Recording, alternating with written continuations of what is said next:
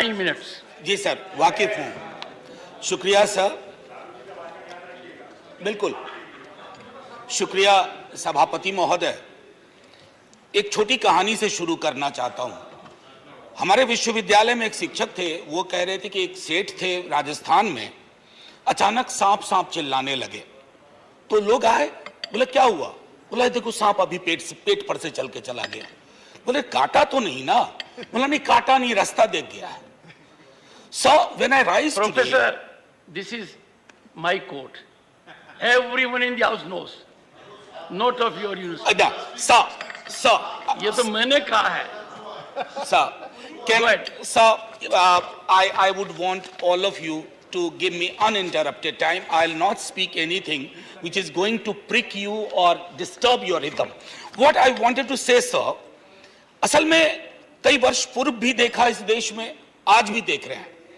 जब बहुत बड़ी सत्ता आती है ना, तो कई ख्यालात आते हैं, कुछ अच्छे होते हैं और कुछ लगता है जिसको हम कहते हैं लोएस्ट हैंगिंग फ्रूट। मैं और मेरी कलीग, सीनियर कलीग जया जी, हम लोग बात कर रहे थे, इतने पावर का करोगे क्या? कम है क्या?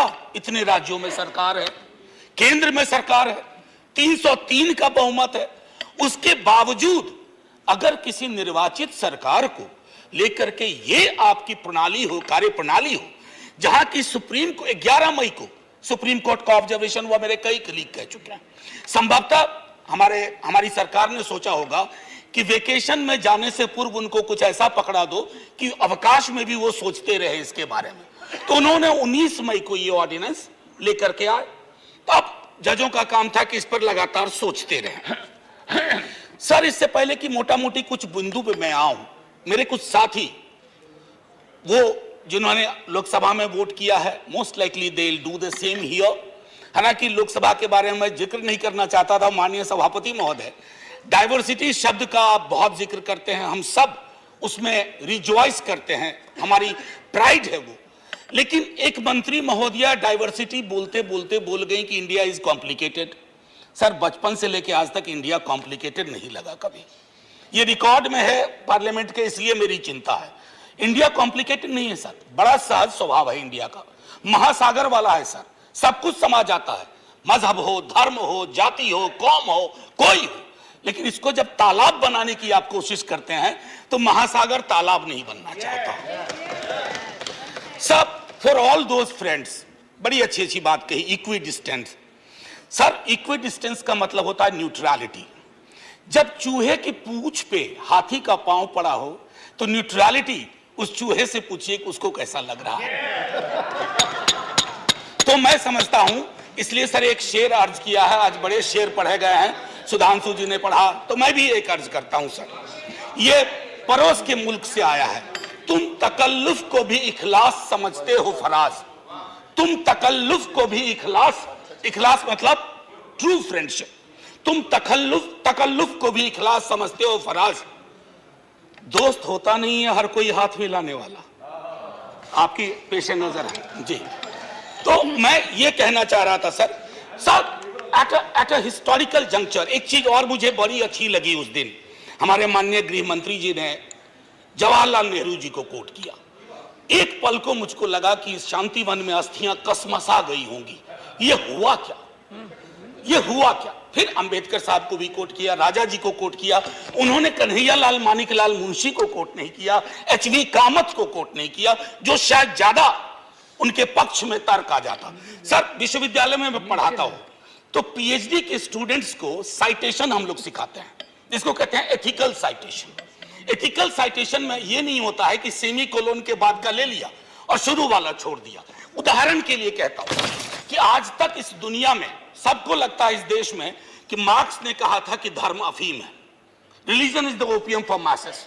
Sorry sir, the entire quote is religion is the sigh of the oppressed creature, the heart of a heartless world, and the soul of soulless condition. It is the opium of people. Sir, अब इसमें क्या किया हमने? सिर्फ opium वाला line निकाल लिया और मार्क्स को कह दिया कि धर्म विरोधी था। सर, मैं इसलिए कहता हूं साइटेशन बहुत इंपॉर्टेंट चीज है। बहरहाल जवाहरलाल जी की अस्थियों को मजा आया होगा, जहां तक मुझको लगता है शांतिवन में। सर, ये मूलतः, मैं इसलिए नहीं कहता कि मैं बीजेपी के कार्यप्रणाली का विरोधी हूं सर, वो एक पॉलिटिकल रियलिटी है, हम भी एक पॉलिटिकल रियलिटी हैं। हम शत्रुता की जुबान से हमें एक दूसरे को संबोधन नहीं करना चाहिए, ना सदन में ना सदन के बाहर। साहब हम इंडियन मुजाहिदीन नहीं है साहब, हम ईस्ट इंडिया कंपनी नहीं है, हम वो भारतवर्ष हैं जिसको महासागर मैंने कहा, और उस महासागर में आप भी हैं हम भी हैं। हम और आप एक दूसरे की कीमत पर नहीं है। तो सर मैं ये कहना चाहता था कि ये प्रतिगामी बिल है सर, आपको घंटी नहीं बजाना पड़ेगा, मैं प्रॉमिस करता हूं, पक्का उसी में खत्म कर दूंगा। सर प्रतिगामी मैंने क्यों कहा, दुनिया देख रही है कि हम कितना प्रोग्रेसिव लेजिस्लेशन ला रहे हैं। सर ये मुझे जो चिंता इसमें ये हो रही है कि माननीय सर्वोच्च न्यायालय ने एक निर्णय दिया, सर कुछ सोच के दिया होगा ना। आप अक्सर कहते हैं कि नेहरू नहीं चाहते थे, अरे नेहरू 56 में नहीं चाहते थे, 67 वर्ष बीत गए हैं, हकीकत नहीं बदलती क्या। नेहरू के टाइम में हम सार्वजनिक क्षेत्रों में कितना ध्यान देते थे और आज हम बेचने पे ध्यान दे रहे हैं। ये फर्क आया है ना सर, चूंकि ये फर्क आया है तो हर हकीकत में फर्क होता है। 56 की दिल्ली और आज की दिल्ली वही नहीं है सर। सर मैं तो अरविंद केजरीवाल जी का बिल ही नहीं मानता हूं, दिल्ली गवर्नमेंट का बिल ही नहीं मानता हूं। मैं तो ये मानता हूं कि सर अगर ये प्रयोग सफल हुआ, अगर सांप ने रास्ता देख लिया, तो कल को उन पर भी गाज गिरेगी जो आज न्यूट्रलिटी और इक्विडिस्टेंट के नाम पर न जाने क्या क्या सोच रहे हैं सर। हम तब भी आपके साथ होंगे, ये तो गारंटी है सर, हमारे पास कोई विकल्प ही नहीं है। परेशान हताश लोगों के पक्ष में खड़ा होना, हम तो कश्मीर चल रहा था उस वक्त आम आदमी पार्टी ने कोई और पोजीशन लिया था, आज उनको समझ में आ रहा होगा कि क्यों उस वक्त वो पोजीशन लिया। और आज मैं ये कह रहा हूं कि कल को किसी राज्य के साथ होगा, हम आपके साथ होंगे। सेपरेशन ऑफ पावर को लेकर के मेरे कई कलीग कह चुके हैं, मैं कुछ नहीं कहना चाहता, बस ये 3 चीज कहूंगा सर। अगर ब्यूरोक्रेट्स मिनिस्टर को उत्तरदायी नहीं है सर, ये अराजकता को जन्म नहीं देगी क्या। मैं दिल्ली की जनता, अगर मैं दिल्ली सरकार हूं, मैं दिल्ली की जनता के लिए उत्तरदायी हूं।